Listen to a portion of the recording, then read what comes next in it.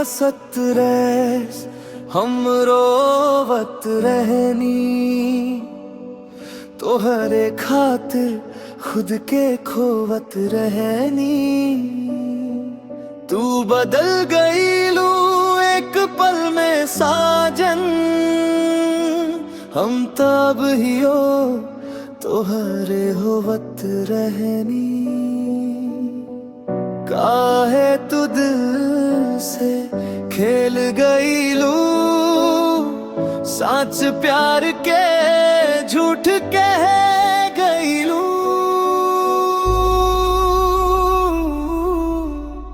दिलवा के दर्द अब साथ ना,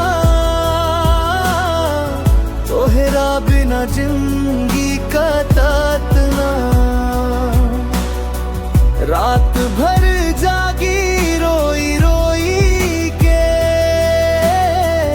ऐसा जन दिल समझात ना।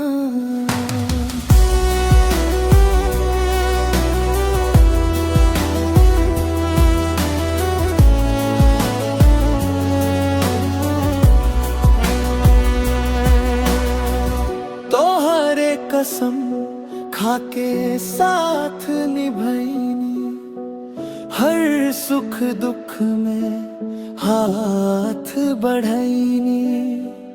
आज है हाथ छोड़ के तू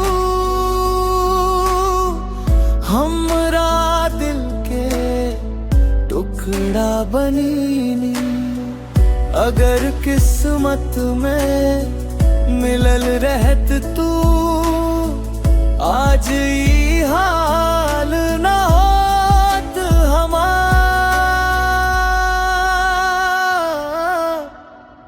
दिलवा के दर्द अब सा